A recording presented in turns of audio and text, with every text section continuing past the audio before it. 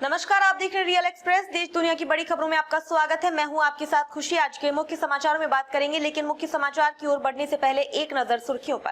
प्रेमिका और बच्चों की हत्या कर 19 साल तक फरार रहा पूर्व सैनिक अचानक सीबीआई को मिली टेप पकड़ने पहुंचे तो रह गए दंग।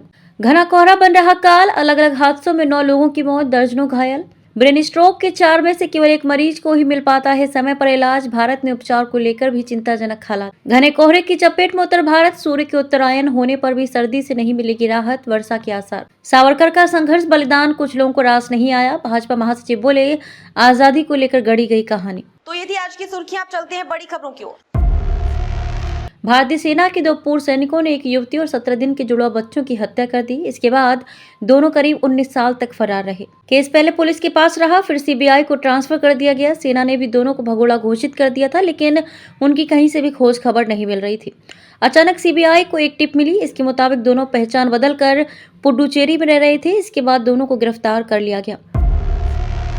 शनिवार को घने कोहरे के कारण सड़कों पर वाहन रेंगते नजर आए। वहीं बेहद कम दृश्यता होने की वजह से कई जगहों पर सड़क दुर्घटनाएं भी हुई, जिसमें 9 लोगों की मौत हो गई, जबकि दर्जनों लोग घायल हो गए हैं। ये हादसे उत्तर प्रदेश, पंजाब और हरियाणा में हुए। घायलों को प्राथमिक उपचार के लिए नजदीकी अस्पताल भेजा गया है। हरियाणा की बात करें तो यहाँ 3 अलग अलग स्थानों पर हादसे हुए हैं। गुरुग्राम में कोहरे के कारण शनिवार तड़के 3 बजे वाटिका चौक अंडरपास में बाइक सवार युवक की मृत्यु अज्ञात वाहन की टक्कर से हो गई। मृत युवक की पहचान उत्तर प्रदेश में प्रयागराज के ओपीएस नगर निवासी शुभम त्रिपाठी के रूप में की गई है। सरकार स्वास्थ्य सुविधा बेहतर करने के लिए पूरा प्रयास कर रही है, लेकिन अभी भी इस्केमिक स्ट्रोक या ब्रेन स्ट्रोक के बाद भारत में 4 में से केवल एक मरीज को समय पर इलाज मिल पाता है। इंटरनेशनल जर्नल ऑफ स्ट्रोक में प्रकाशित शोध में ये दावा किया गया है। शोध में ये अनुमान भी लगाया गया है कि भारत में प्रति 10 लाख आबादी पर 1 से भी कम ब्रेन स्ट्रोक के इलाज वाले अस्पताल हैं। इस्केमिक स्ट्रोक में मस्तिष्क को पर्याप्त रक्त नहीं मिल पाता है। ऐसा तब होता है जब मस्तिष्क को रक्त की आपूर्ति करने वाली रक्तवाहिका में थक्का जम जाता है।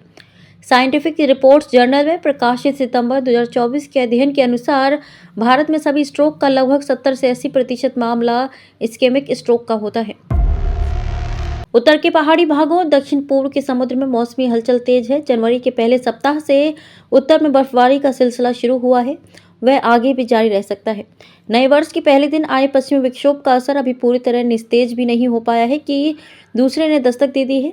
अब तीसरा विक्षोभ भी 10 जनवरी तक आने वाला है, जिसका असर 14 जनवरी से सूर्य के उत्तरायण होने के बाद भी जारी रह सकता है। स्पष्ट है कि महीने के तीसरे चौथे सप्ताह में भी ठंड का तेवर ढीला नहीं होगा। इसी दौरान 7 से 10 जनवरी के बीच उत्तर भारत में जहां तहां बारिश का भी अनुमान है, जिससे न्यूनतम तापमान गिरेगा, ठंड और बढ़ेगी। दरअसल एक निम्न दबाव का क्षेत्र पंजाब से सटे पाकिस्तान में बनने जा रहा है।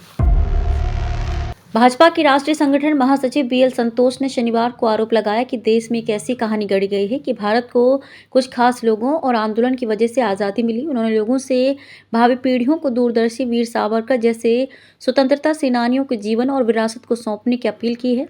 उन्होंने दावा किया कि एक राजनीतिक पारिस्थितिकी तंत्र ने 3 या 4 पीढ़ियों के लोगों को ये विश्वास दिला दिया है कि सुभाष चंद्र बोस, सरदार वल्लभ भाई पटेल और स्वामी विवेकानंद जैसे नेता मौजूद ही नहीं थे।